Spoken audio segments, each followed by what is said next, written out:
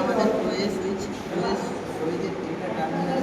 প্রথমত সুইচটাকে তিনটে টার্মিনালের মধ্যে ফার্স্ট এবং লাস্ট দুটো টার্মিনালের সঙ্গে আরেকটা সুইচের ফার্স্ট এবং লাস্টের মধ্যে শর্ট করা হয়েছে। আর সাপ্লাই মাঝের টার্মিনালের সাথে এই টার্মিনালের সাথে শর্ট কানেকশন করা হয়েছে সাপ্লাই, যার ফলে এই সুইচে যে কাজ শর্ট করা আছে তার জন্য এই সুইচে যেটা কাজ এই সুইচও করে থাকে।